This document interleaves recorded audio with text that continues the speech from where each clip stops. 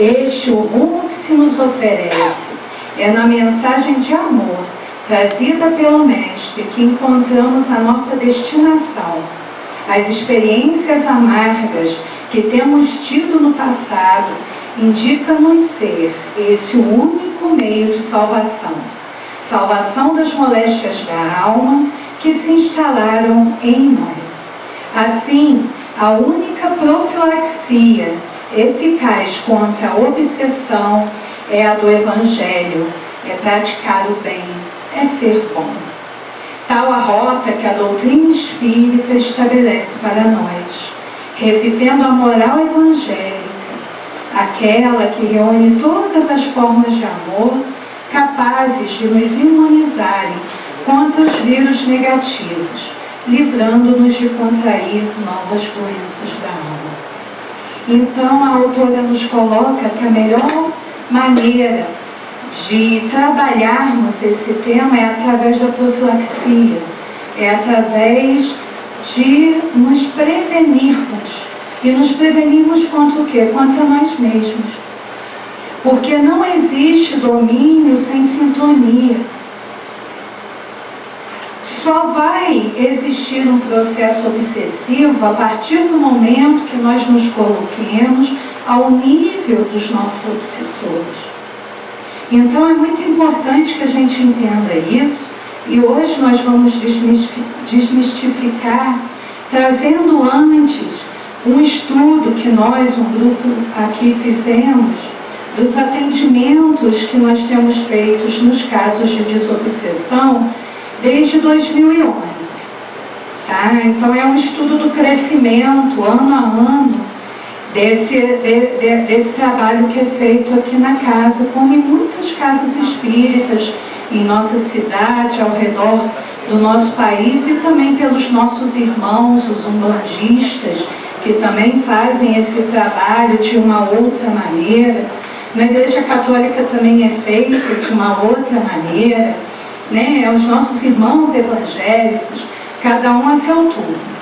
Em 2011 foram feitos na nossa casa 333 avaliações, fichas de avaliação de pessoas que vieram em busca de tratamento espiritual. Dessas 333, 182 pessoas necessitaram de tratamento. Já em 2012, já esse número aumentou 61,21%. Foram feitas 544 fichas, das quais 381 pessoas necessitaram de tratamento. Em 2013, esse número equilibrou-se. Foram feitas 537 fichas, mas o número de pessoas necessitadas aumentou, partiu para 449. Em 2014, foram feitas 784 avaliações. E, desse total, 678 irmãos necessitaram de tratamento.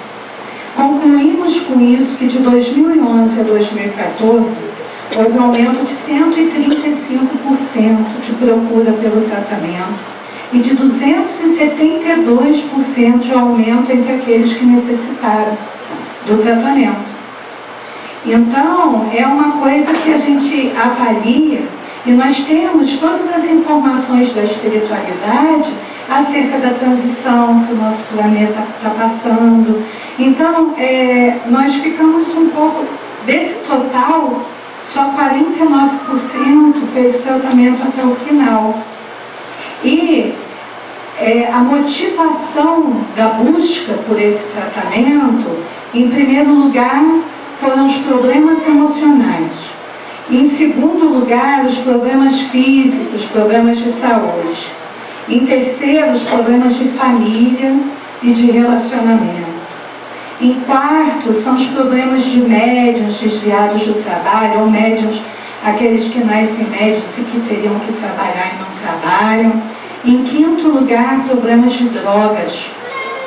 Seguidos esses por problemas financeiros, de trabalho, justiça, perdas de entes queridos, tratamentos em crianças.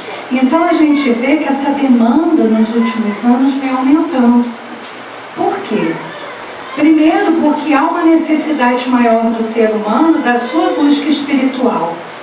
Né? Nós temos todos procurado nos conhecer melhor, é o autoconhecimento. E segundo, porque realmente diante dessa fase que o nosso planeta passa da transição planetária, é normal que nós sintamos mais a influenciação dos nossos irmãos desencarnados, porque a nossa percepção da quarta dimensão, da dimensão espiritual, está aumentando. A quantidade de espíritos que estão reencarnando como médiuns é muito maior. A quantidade, Emmanuel revelou ao Chico, que a partir dos idos de 50 era como se as portas dos umbrais estivessem sendo abertas. Que a misericórdia divina não permite, isso nós já falamos aqui em palestras, que nenhum irmão sofra um exílio planetário, que o nosso planeta está se evoluindo, e aqueles que não acompanharem aqui no nosso planeta essa evolução, eles serão levados a planetas primitivos, e a misericórdia divina não permite que nenhum irmão seja levado a uma nova encarnação ao planeta primitivo sem antes ter tido a oportunidade de uma última encarnação. Então estamos passando por muitas encarnações compulsórias. Então isso tudo vai ser explicado aqui hoje, né? E eu trouxe, não sei quem aqui já ouviu falar, doutor Inácio Ferreira. O doutor Inácio hoje ele escreve manda psicografias através do Divaldo Franco, do Bacelli, que foi muito ligado ao Chico Xavier. Ele dedicou mais de 50 anos da sua vida de encarnado no Sanatório Espírita de Uberaba. Foi o primeiro sanatório espírita do Brasil. Ele era psiquiatra. Então ele trouxe o primeiro livro, Enquanto Vivo, que é a Psiquiatria em Face do Espiritismo. É um livro muito simples e muito bom, para que a gente entenda os processos de loucura a partir da visão obsessiva. Então ele nos coloca que 70% dos desequilíbrios tratados lá no Hospital Psiquiátrico em Uberaba, 70% dos irmãos desequilibrados que eram mandados até lá tinham processos obsessivos. Então a gente vê que é um problema de saúde pública. E que a medicina vai chegar a um ponto de tratar o ser humano de maneira integral. Coisa que hoje é feita dentro da terapêutica espírita. Mas dentro da evolução da medicina, já tem muitos médicos, nós mesmos aqui já recebemos muitos irmãos para o tratamento de desobsessão que são encaminhados por médicos, por psiquiatras, por psicólogas, né? Então quer dizer, por neurologistas. Então isso já é uma evolução, porque eles já se sentem impotentes diante do problema e já reconhecem que aquele problema possa ser espiritual também.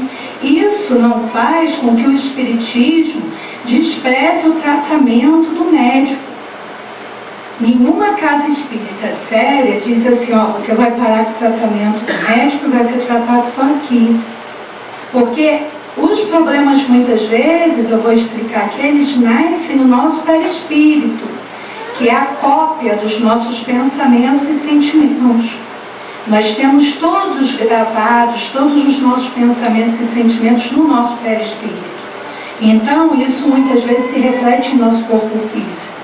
Porém, isso não quer dizer que esse problema já se tornou físico. Kardec dizia que os processos obsessivos nascem apenas, muitas vezes, pela influenciação, por uma coisa mais leve, que depois ele vai tomando forma até de doenças nos nossos corpos. Então a gente quer abordar esse assunto não para causar medo, preocupação, e sim para desmistificar, tá? Então, segundo Emmanuel, 20 bilhões de espíritos errantes e conscientes encontram-se desencarnados em volta da nossa atmosfera, da atmosfera do planeta Terra. né? Então são 20 bilhões. Em 2014, no último estudo da ONU, a população mundial, em junho de 2014, a ONU nos disse que a população mundial estava em 7,2 bilhões. Então a gente vê que é praticamente 3 espíritos desencarnados por cada encarnado. É uma porcentagem muito alta. A ONU estudou e fez um crescimento demográfico que em 2025 nós teremos 8,1 bilhões de habitantes, em que 2050 em torno de 9,6. Esses 20 bilhões de espíritos estão esperando para reencarnar. 3/4 deles, no caso 15 bilhões, são espíritos imperfeitos. Só 1/4 é de espíritos que já alcançaram um certo entendimento. E todos esses nossos irmãos terão sua última chance dentro do planeta para reencarnar. Já estão tendo, muitos já estão reencarnados, muitos já tiveram a sua última chance de encarnação e serão levados a outros planetas, e muitos ainda reencarnarão aqui. Então, para a gente ter noção de que quando a gente desencarna, a gente não perde a nossa personalidade. A pessoa que desencarnou, porque a morte não existe, a morte é uma ilusão, ela não perde a sua personalidade. Então, se ela tem uma mágoa, se ela tem rancor, se ela tem raiva, ela vai continuar ligado ao objeto, tanto do seu afeto quanto da sua mágoa. E a nossa primeira abordagem aqui nos tipos de obsessão, porque tem 2 tipos de obsessões, a de natureza anímica e a de natureza mediúnica. A de natureza anímica é entre encarnados e a de natureza mediúnica é entre desencarnados. Então, gente, a gente acha que o nosso irmão obsessor, ele é um ser negativo, trevoso, mau, sem sentimentos, vingativo, inferior. Mas nós mesmos podemos ser obsessores daqueles que conosco convivem. Porque existem os processos de obsessão anímicos. O que é ânima? Ânima é alma. Kardec, ele deu o nome, ele caracterizou como alma os espíritos encarnados. No Espiritismo, quando nós dizemos alma, é porque aquele espírito possui um corpo de carne, ele está encarnado. Ânima vem de alma. Então, o que é um processo anímico? São espíritos obsessores encarnados. Nas nossas famílias, por exemplo, a gente tem vários casos de pessoas que reencarnam e a gente tem certa antipatia, a gente briga, não tem isso? Todos nós aqui, nem todo mundo que está dentro da nossa família, ou mais próximo, ou um pouco mais distante, a gente tem tanto amor, porque o laço de sangue, ele é planejado dentro da espiritualidade para que esses espíritos eles tenham a chance de um reencontro, porque o sangue grita alto, o sangue é um laço muito forte. Então, às vezes são algozes, são vítimas, são ex-amores, pessoas traídas, né? E são espíritos também que a gente amou muito e que vêm para nos ajudar, para nos tutoriar nessa caminhada.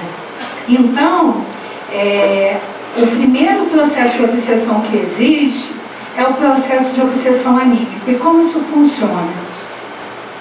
É aquela mãe que não permite que o filho, por um exemplo, caminhe sozinho. É uma obsessão através do amor, um amor desmedido, que você faz tudo pelo ser amado, impedindo que ele alcance a responsabilidade pela caminhada dele. É aquele pai que não aceita que o filho queira ser professor. ou artista plástico, ele quer que o filho seja advogado ou médico. Não, porque é isso que vai dar dinheiro. Meu filho, meu Deus, ele quer ser médico, mas cismou de ser sanitarista. Eu vou deixar ele aquele tempo todo na faculdade, esse dinheiro todo para ele morrer pobre. Quantas vezes a gente ouve isso? Isso é uma obsessão. Porque você não tem o direito de interferir no livre-arbítrio de ninguém. Qualquer tipo de interferência na escolha e no livre-arbítrio é uma forma de obsessão. Qualquer tipo. Até quando você vê um ente amado no fundo do poço e você necessita de ajudá-lo, você necessita de ampará-lo, você quer tirá-lo muitas vezes das drogas, da prostituição, de algum problema muito sério, você tem que ter cuidado ao se colocar. Porque Deus é mais fácil, o nosso Pai Celestial, mudar um planeta de lugar do que interferir na escolha no livre-arbítrio de qualquer um de nós. Porque o livre-arbítrio, ele está dentro da lei da causa e efeito, que é uma lei divina, imutável, soberana. Nem Deus, que escreveu essas leis, modifica-as. Tá, gente? Então, os processos obsessivos não são monstros. Nós mesmos, por muito amar, por muito querer, por muito cuidar, nós podemos sim nos tornar obsessores daqueles que convivemos e que amamos. Podemos. Então, também dentro dessa natureza anímica, a gente encontra a obsessão telepática. Por exemplo, aquela pessoa que a gente tem uma relação de trabalho, por exemplo, que a gente pensa muito naquela pessoa. A gente fica com aquela pessoa na nossa cabeça, a gente não gosta, aí aquela pessoa vai receber aquele pensamento como se fosse uma carta que nós enviamos e vai nos jogar o mesmo sentimento. E a gente fica assim, por telepatia, um sugando a energia do outro. Né? Tem a auto-obsessão. A auto-obsessão, ela surge de várias hipóteses, de vários estudos. O mais comum é a culpa, ou é o rancor pela perda, ou o medo. São as três principais. A auto-obsessão, ela nasce sempre do monoideísmo, como André Luiz classificou, ideia fixa. Quando um espírito ele só é capaz de pensar em uma coisa, por exemplo, alguém que só consegue pensar em vingança, ele cria dentro dele uma ideia fixa e essa ideia se cristaliza. Então ele vai atrofiando os órgãos do seu corpo. Ele vai adoecer, porque ele só pensa naquilo, todas as outras funções dele ficam limitadas, porque toda energia que ele tem é para aquilo ali. Ou a culpa, às vezes a gente errou, a gente teve uma conduta numa hora de paixão, numa hora de desequilíbrio, e depois a gente se arrepende, mas não se perdoa. E aí essa culpa faz com que a gente pense naquilo o tempo todo. Isso chama-se monoideísmo, ou medo, a gente cria medo das situações. Então é uma forma de auto-obsessão, porque você começa a sugar a sua própria energia. Você começa a se adoecer, a despertar no seu corpo perispiritual as doenças que você já teve em outras vidas. Então é uma forma de auto-obsessão. Tem também a obsessão que ela vem da nossa personalidade antiga de outras vidas cristalizada. O que é isso? A gente teve uma vida, a gente desencarnou e a gente ficou com aquela personalidade cristalizada. A gente tem uma oportunidade de uma nova reencarnação. A gente aceita aquela encarnação. Ou não, ou pode ser compulsória. Porém, a aquela personalidade que a gente teve lá atrás, ela era tão forte, tão dominante, que a gente tem uma vida, né? Nós somos os espíritos eternos com uma vida, que é a vida eterna, e várias existências. Em cada existência teremos uma personalidade. A Sônia, por exemplo, nessa existência, ela está Sônia, ela está mulher. Nós estamos espíritos, porque nós somos um ser integral, muito mais do que estamos agora. E a personalidade cristalizada ela é tão forte que a pessoa, através da sua mediunidade natural, ela pode acessar aquela memória e começar a viver uma vida dupla, como se ela vivesse ainda aquela outra encarnação, ou ter atitudes com aquelas pessoas da sua família, com as pessoas que viveram com ela em outras vidas. Então isso é uma forma também de obsessão anímica. Então daí eu acho que já deu para a gente entender mais ou menos, nesse início de conversa, que os maiores responsáveis por esse processo obsessivo somos nós mesmos, não é? Nós não andamos pelo mundo desprotegidos, desamparados, e podemos ser obsediados a qualquer momento, de qualquer maneira. O maior responsável por esse processo é cada um de nós, quando a gente baixa a nossa vibração, quando a gente entra na sintonia daquele nosso amigo espiritual ou do nosso inimigo.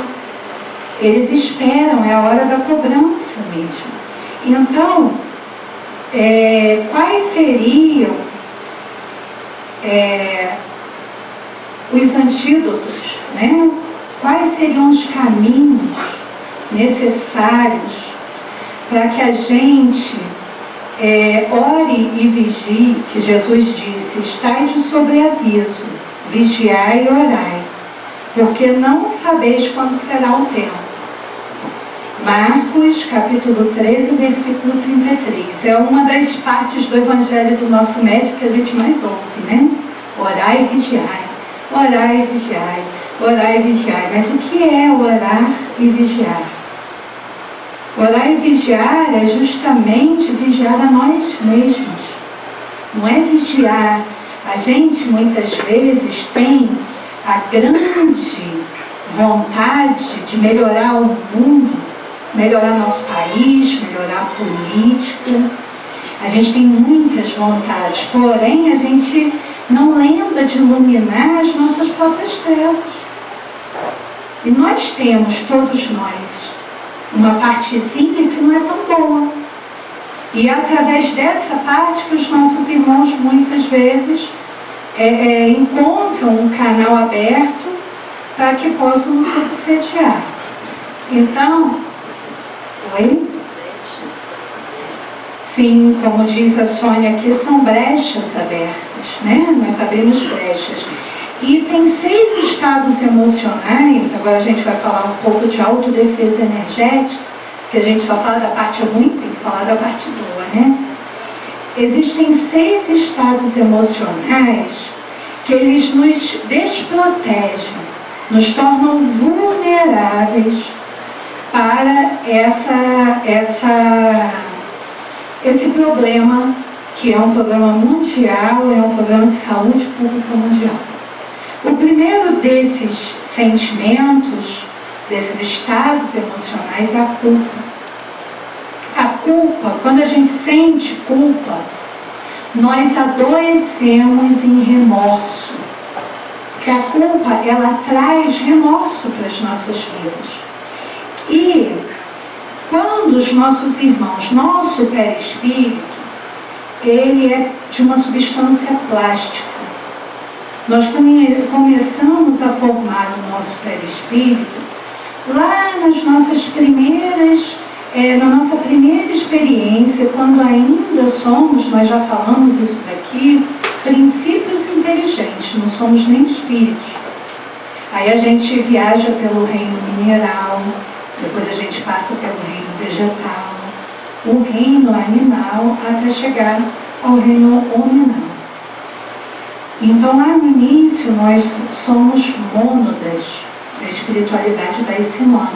Como nós somos ainda princípios inteligentes.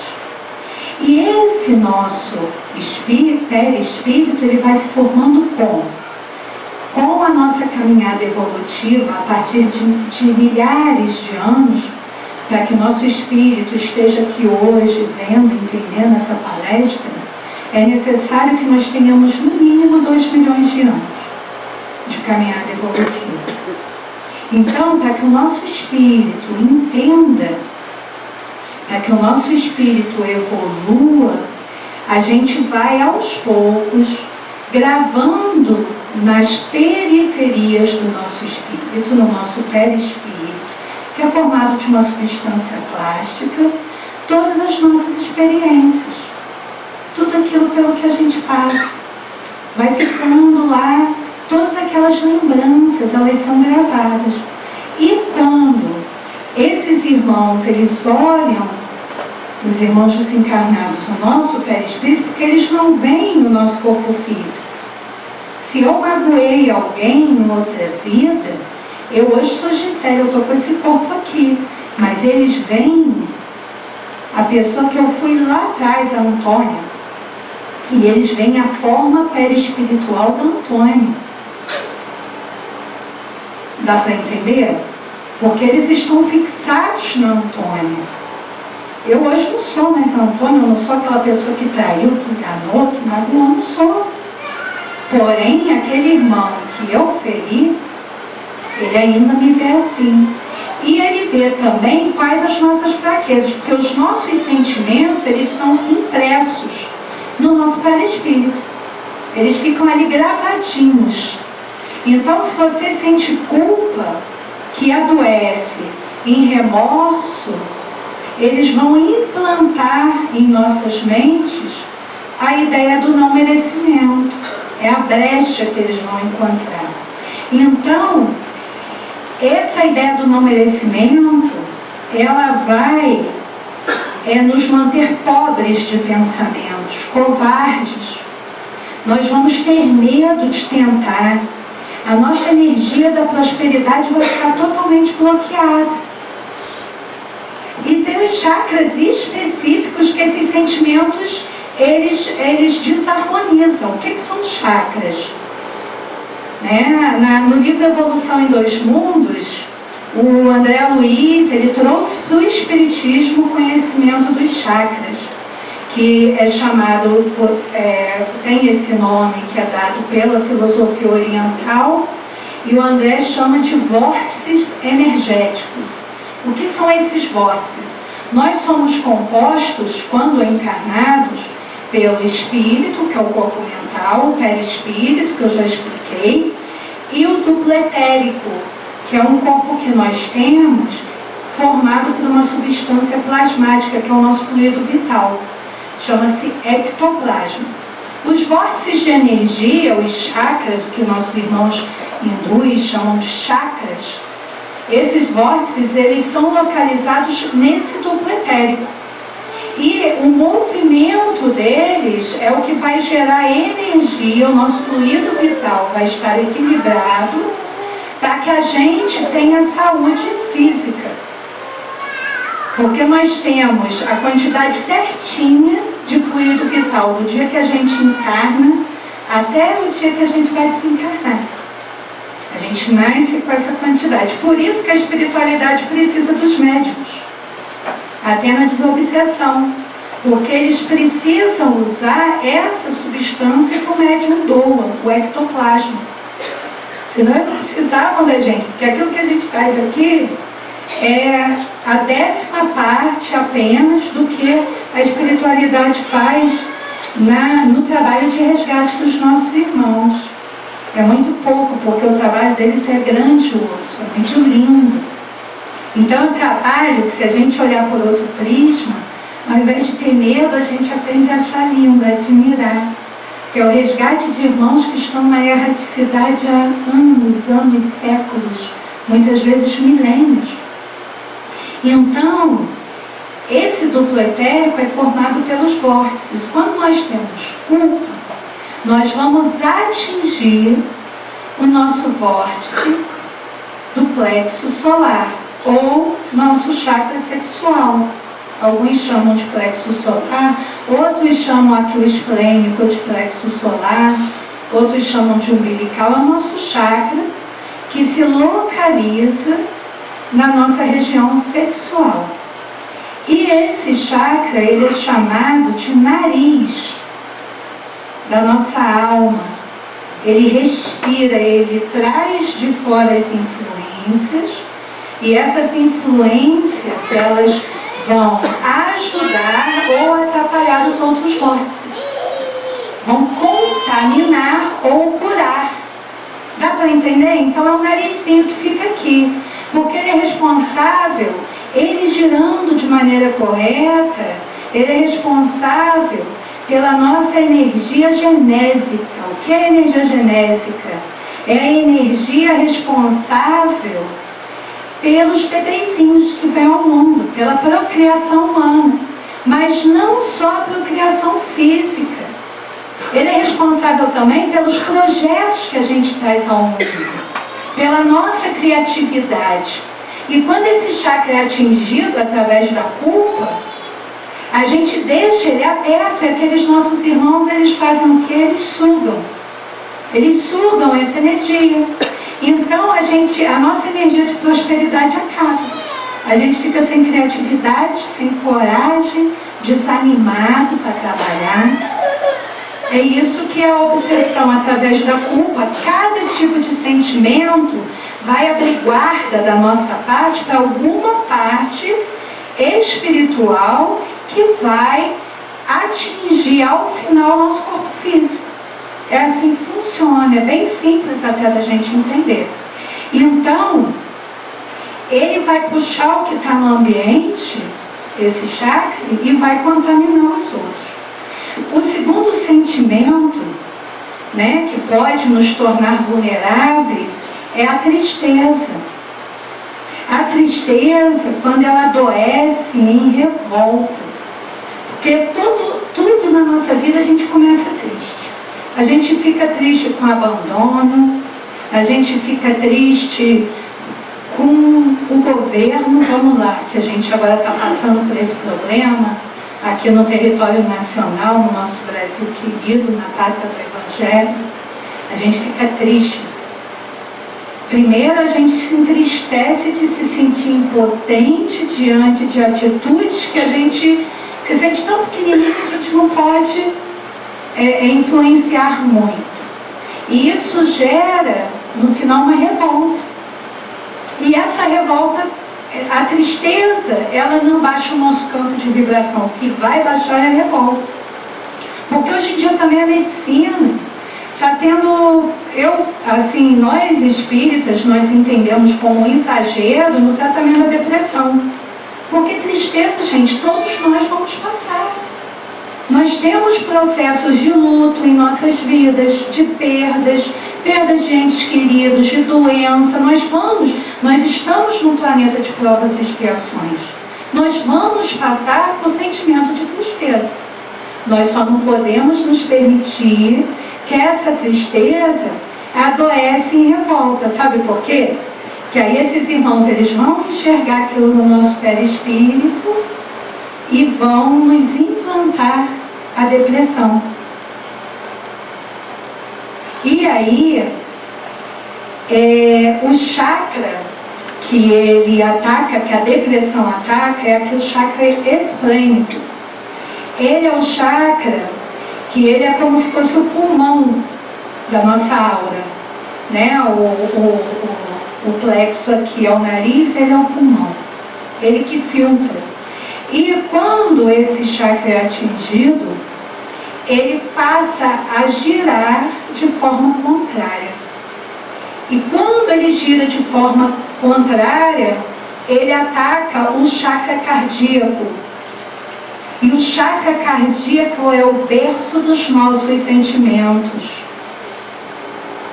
que não é pelo nosso coraçãozinho, é pelo timo, que é uma glândula que nós temos ao lado do nosso coração. Então ele vai causar angústia, a angústia dói. ela dói, ela fere, ela dói mesmo, a dor se torna física. E a gente pode perceber muito isso quando a nossa vibração não está boa. É até bom a gente aprender a fazer esse diagnóstico para que possamos orar e vigiar.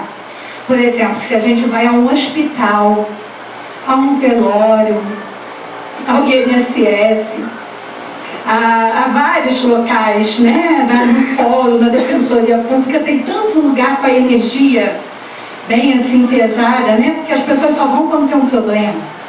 Não é? Só vão reclamar alguma coisa, só vão buscar alguma coisa. E aí a gente chega lá, muitas vezes a gente tem dor no estômago. Não sei se alguém aqui já percebeu isso.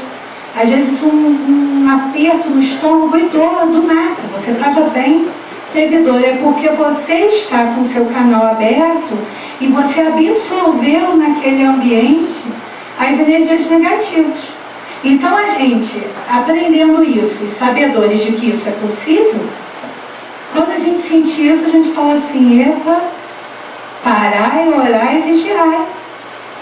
Entre em oração. A prece é o maior escudo que existe para qualquer problema obsessivo ou problema energético. Então a gente aprendendo a diagnosticar, a se conhecer, a gente se previne. É a terapêutica, é a reforma íntima. Então, o terceiro desses sentimentos é o medo. É o terceiro dos sentimentos que nos fazem vulneráveis. O que traz o medo para a nossa vida? Tem 3 feridas evolutivas, de acordo com a espiritualidade maior, que são as grandes causadoras do medo nos seres humanos. A ferida da inferioridade, quando a gente perde alguma coisa, quando a gente tem nossos problemas financeiros, ou outros tipos de problemas, e a gente começa a se sentir inferior ao outro. Aí a gente começa a ter medo de tentar de novo. Não é? A gente começa a se sentir fraco. Isso gera um medo. A ferida do abandono, quando a gente perde aquele ente querido, que era o nosso porto seguro. Quando a gente é abandonado por quem a gente achou que ia ficar o resto da nossa vida aos nossos lados, a gente se sente sozinho. Então isso dá um medo. E a ferida da falibilidade. O que é a falibilidade, gente? É a certeza de que nós somos falíveis. Somos falíveis. A gente falha, a gente erra. E quando a gente olha esse mundo enorme, a gente se sente pequenininho, falível, e aquilo dá um medo terrível.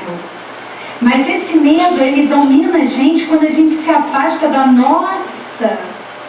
nossa origem divina. Porque nós somos deuses. Jesus já nos dizia: vós sois deuses. Nós somos filhos do Eterno. Nós respiramos o hálito divino, como nos ensinou André Luiz, que ele chamava o fluido cósmico universal de hálito de Deus. Olha que coisa linda. O hálito de Deus está aqui, olha, está preenchendo esse ambiente. E nós somos Deus, nós temos a capacidade, através do nosso pensamento, de plasmar, de co-criar dentro da criação divina. E a gente se sente pequeno. A gente se sente, mas nós somos filhos de Deus e nenhum de nós está sozinho nessa terra. Todos que reencarnam obreiros da vida eterna, o André Luiz nos explica isso. Nosso processo encarnatório, ele termina aos 7 anos de idade, em que até lá uma família espiritual está ao nosso lado. E depois, um mentor espiritual, que a Igreja Católica chama de anjo de guarda, vai estar conosco até o final da nossa caminhada.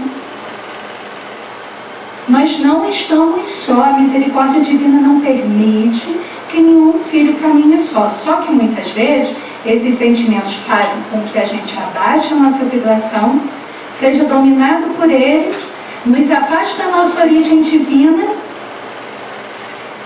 que a gente traga para a nossa vida esses sentimentos não qualificados, e ao ao invés de ouvir o conselho dos nossos amigos, dos nossos tutores, a gente ouve daqueles que ainda não conseguiram nos perdoar.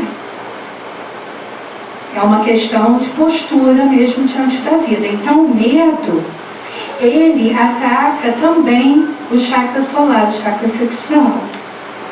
Então ele nos engessa completamente, né? E depois o outro sentimento, o quarto, é o orgulho, que adoece na arrogância. Todos nós que somos orgulhosos, tem uma entidade que trabalha com a gente aqui na casa, que ela diz pra gente que cada um de nós a gente encarna para repetir uma matéria que a gente não passou na outra encarnação na escolinha da vida. E que a gente necessita para o nosso autoconhecimento descobrir que matéria é essa. Eu descobri a minha, já é orgulho. Então eu tenho uma luta diária e incessante contra o orgulho. Porque eu sou orgulhosa. Eu descobri isso diante de pequenas atitudes. A gente se conhece, não é nas grandes atitudes, não. É quando a gente está sozinho conosco, com nós mesmos. Então, o orgulho, ele adoece na arrogância, porque você se acha acima do bem e do mal. Você acha que não precisa mais aprender.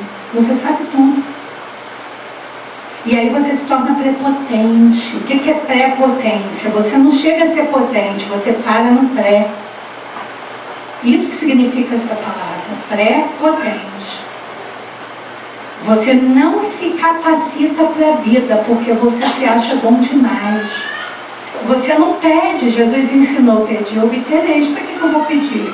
Eu sou autossuficiente, não preciso pedir. Então, quando a gente adoece na arrogância, o chakra que é adoecido é o nosso chakra frontal, que é o chakra responsável pela nossa comunicação com o mundo maior.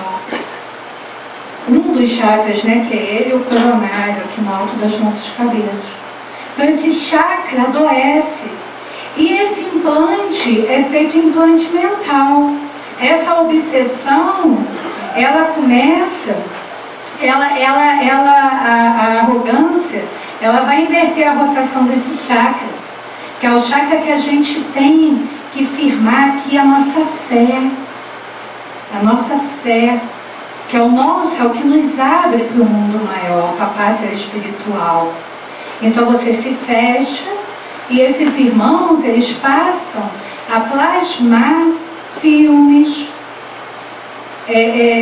Um dos tipos de doença, o orgulho, ele pode causar diversos maus psiquiátricos. Né? Ele é responsável, o orgulho, por causar diversos maus na área de psiquiatria.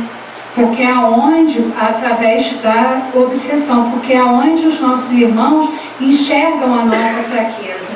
Então, a possessão deles é mental. Então, nós nos tornamos escravos dos pensamentos. É a pior escravidão que existe. Você pode estar amarrado, preso, dentro de uma cadeia, de uma solitária. Seu pensamento voa. Você vai em outros planetas, você sonha. Seus amigos espirituais te ajudam. Agora, a escravização através do pensamento é a pior forma de obsessão que existe, porque você deixa de ser você. Você deixa de pensar como você. Isso porque você não assumiu que você é pequeno, que você precisa pedir, que você precisa de Deus.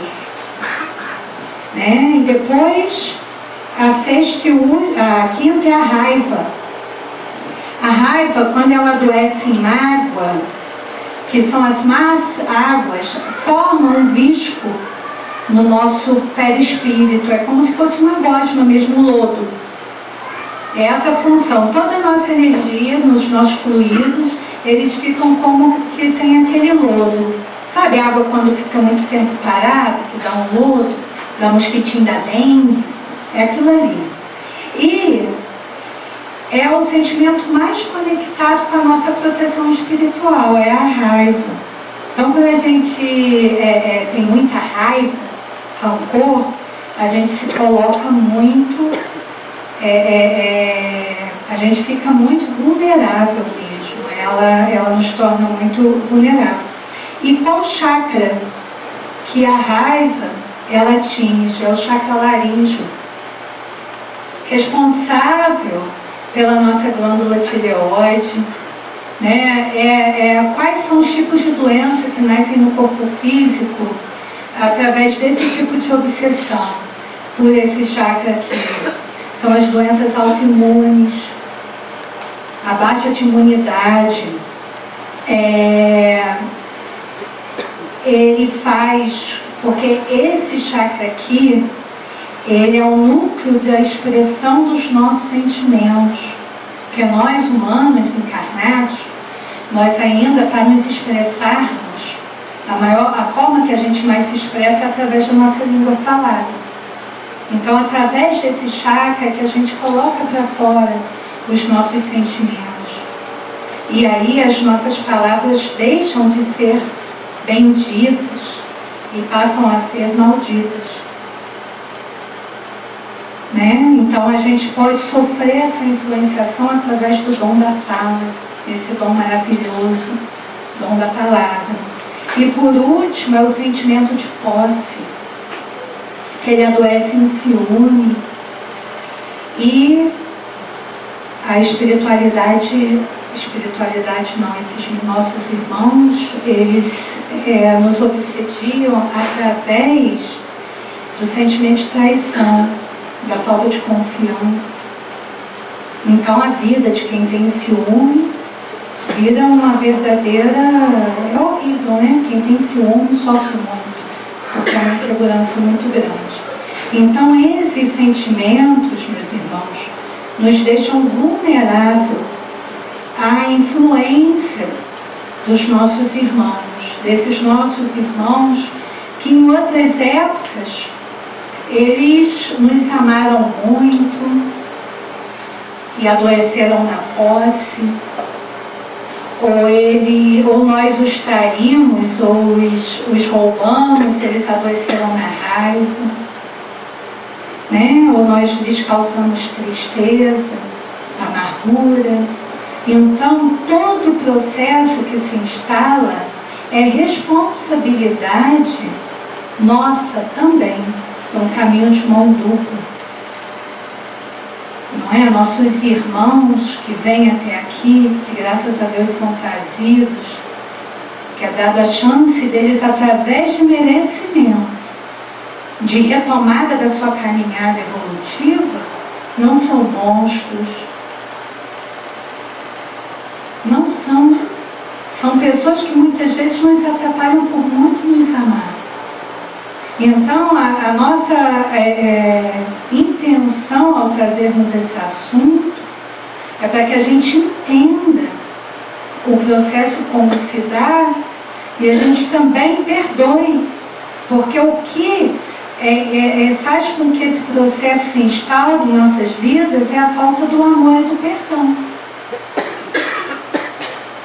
É o perdão, gente. Não adianta, se a gente não conviver com aquela pessoa que nos magoou, ou com aquela pessoa que a gente não tem muita simpatia, nessa encarnação, com certeza a gente vai conviver depois.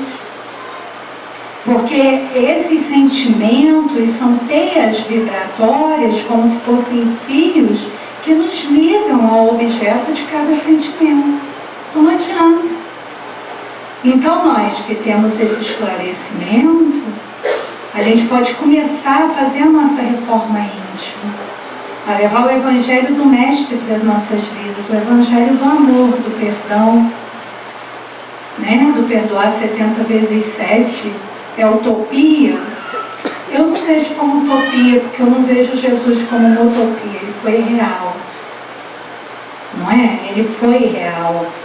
Eu acho que a gente vive uma inversão muito grande de valores e não acha que o bem é possível, mas o nosso planeta vai alcançar um nível de regeneração em que o bem é mais forte que o mal. E a gente já está nessa transição. Isso é fato, é realidade, não é utopia. Então a gente se adapta ou a gente vai morar em outro planeta. Então agora faltam 10 minutinhos, eu quero saber se alguém tem alguma pergunta a fazer. Pois não.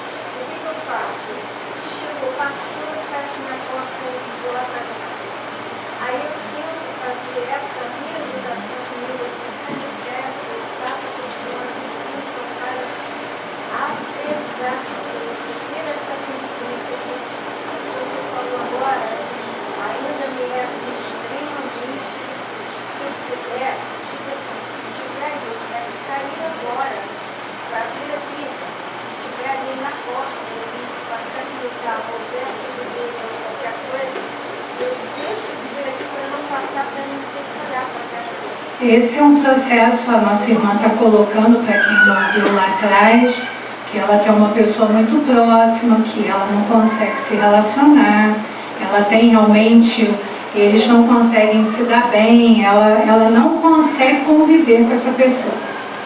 Esse processo, quando...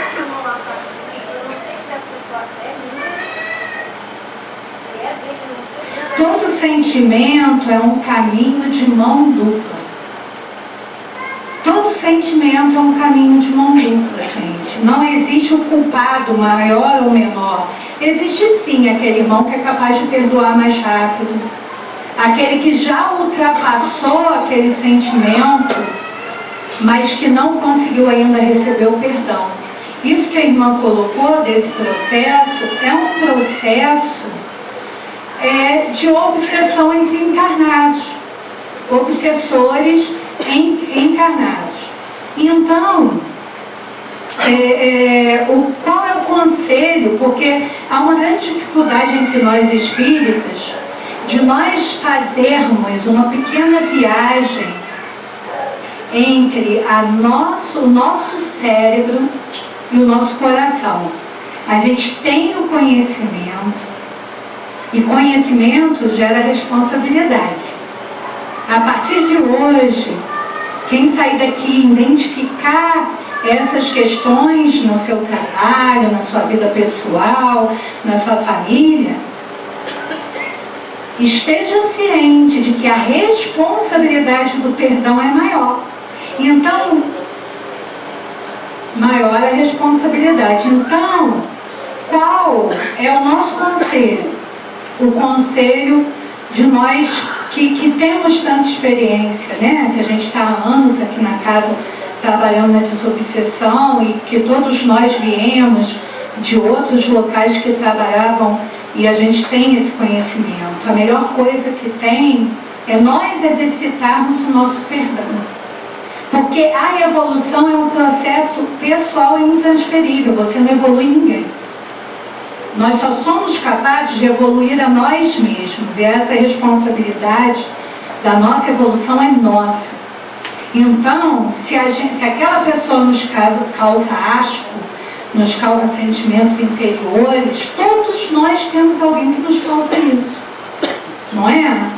Porque, olha, uma coisa que a espiritualidade nos ensina muito é a gente, ao deitar, fazer as nossas orações e pedir primeiro a nosso Senhor Jesus Cristo, nosso Mestre, que nos proteja, que permita aos nossos mentores espirituais que nos acompanhem ao diálogo com essa pessoa durante o sono, que é onde se dá a maior parte dos processos de vampirização entre encarnados, de obsessão entre encarnados, porque os encarnados se seguram na matéria e quando a gente sai do corpo na hora do sono, a gente vai em busca daquele que a gente não tem muita simpatia. Então é um conselho que a gente dá.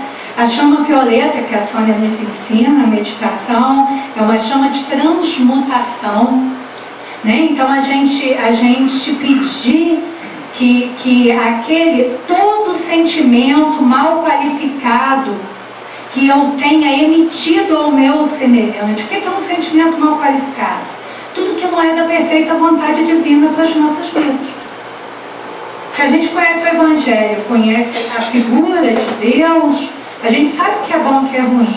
Então que todo esse sentimento mal qualificado seja transmutado, que as nossas trevas se transformem em luz, que a gente repita isso antes de dormir. Eu faço muito esse exercício quando eu tenho problemas com alguém. Eu peço para que a gente se entenda em desdobramento durante o sono, porque aí a nossa mente maior se abre e é nos revelado, porque muitas vezes a gente não vai lembrar depois que a gente acordar. A gente não vai estar consciente, mas nós fomos tratados. André Luiz nos coloca que vários irmãos são tratados, inclusive com regressão, durante a hora do sono. É feita uma regressão para que venha à tona o perdão. Mas foi o que Jesus falou: pedi, obtereis. A gente tem que buscar isso, porque é uma pendência, né, que você tem. Então, para que ele não te atrapalhe, não te obsedie, faz isso, faz a sua parte. A sua evolução é individual, ela é sua, né? Pois não. Então, poderia se atribuir, às vezes, isso acontece muito até você acordar muito cansado, às vezes um cansaço, um desânimo surreal, às vezes não deixa de você trabalhar. Às vezes eu chego lá no escritório, centro, eu não consigo trabalhar, muito foco, e o cansaço, às vezes uma tristeza também, isso é mais do período matutino. O espírito já vai melhorando, à noite já fica um pouco melhor, fica mais tranquilo. Poderia se atribuir a isso? Gente, não é que tudo que acontece em nossas vidas é espiritual, né? A gente sabe que nós somos seres amplos, formados de mente, corpo, né, e espírito. Porém, quando nós nos desdobramos através do sono, quando nós dormimos, nós desencarnamos, entre aspas. Nós ficamos ligados ao nosso corpo físico através do nosso cordão de prata. Então, o nosso espírito é livre. A gente tem saudade dessa liberdade. O nosso querido corpo, que é abençoado, que é o veículo físico que Deus nos deu para que a gente possa cumprir aqui na Terra essa encarnação tão linda, tão maravilhosa, porque isso aqui é um presente, né? São 6 bilhões aqui, 20 querendo vir. Não, 6 não, 7,2 e 20 querendo vir. Olha só como nós somos pessoas agraciadas de estarmos aqui. Porém, o que a espiritualidade nos traz é o culto da prece. A gente, ter o hábito da prece, como a gente vai ao banheiro, como a gente come, como a gente toma banho. Ser um hábito mesmo instaurado em nossas vidas. Foi feito um estudo agora, que esse estudo foi divulgado, que as 3 principais formas de liberação de endorfinas no nosso organismo é através de exercício físico, através de relação sexual e através da prece pura. Está entre as 3 formas de liberar endorfinas. O que são as endorfinas? São os hormônios da felicidade.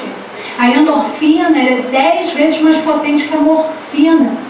Ela alivia a dor. Às vezes a gente vê os testemunhos dos nossos irmãos da igreja evangélica, que eles falam assim: eu depois que eu encontrei Jesus, eu não sinto dor. Eu tinha uma dor nas costas, eu tinha uma dor nas pernas, eu tinha uma dor na cabeça, tudo acabou, porque ele aprendeu a orar. Porque ele aprendeu, ele abriu esse canal. Então, o bem é preguiçoso, gente. Nós do bem, as trevas, os nossos irmãos das trevas, eles conseguem ser das trevas 24 horas por dia. A gente não consegue ser do bem 24 horas por dia. Nenhum de nós consegue. A gente não consegue. Quando a gente vê, a gente já invejou. Quando a gente vê, a gente já fez uma maledicênciazinha. Quando a gente vê, a gente já teve raiva, já teve rancor, por mais que a gente não queira. Então, o conselho que a gente tem é que antes do sono, que é a hora da libertação do nosso espírito, a gente ora, a gente aqui tem a prece de Cáritas, a prece de Bezerra de Menezes, que é para a cura de males físicos. A gente peça a Jesus Cristo que permita aos nossos mentores que nos acompanhem para um lugar de aprendizado, para um lugar de estudo, para um lugar de tratamento, para um lugar de ajudar o próximo. Nós podemos, quanto isso aqui, durante o atendimento fraterno, já foi dito assim: você é médium, você precisa trabalhar. E não trabalha, não é? A gente tem como nos doar durante o sono. A espiritualidade necessita, André Luiz coloca isso em quase todos os livros, dos trabalhos que são feitos à noite. Por que mais à noite? Porque durante o dia o sol, ele dissolve as formas de pensamentos, miasmas, os ovoides, as ideias fixas. À noite é mais difícil da espiritualidade tratar. Ela necessita do ectoplasma dos médios. A gente pode se candidatar. Você está em perfeito equilíbrio? Está bem? Está feliz? Ah, meu senhor, eu gostaria de ajudar. Né? Eu adoro criança. Me leva para uma colônia espiritual para eu poder brincar com as criancinhas, fazer criação. Não é? Eu adoro ler. Me leva para eu contar história. Eu gosto tanto, eu sou enfermeira, me leva para um hospital. Se for do meu merecimento, se eu não estiver pronta, me leva para um centro de estudo para eu ser preparada. E isso vai fazer com que você crie a autodefesa energética. É o quê? É através da prece a gente criar um cordão de isolamento à nossa volta, para que o mal não nos atinja. E não acordar tão cansado, porque isso é muito comum, gente. Isso é mais comum do que vocês imaginam. Que a pessoa acorda pior do que deitou. Porque ele vai para onde aí, ele vai procurar aquelas pessoas que magoaram. Aí ao invés de dialogar, aí vai e briga, né? Discute, gasta energia, aí entra na raiva, no mau humor, na tristeza. Aí vira campo vasto para a vampirização. Então o importante é a prece, é o que a casa espírita aconselha: a prece, a comunhão com Jesus, a terapia do Evangelho, a meditação nas palavras do nosso mestre. Tá, gente? Mais alguma pergunta? Já está dando nossa hora. Tá rapidinho.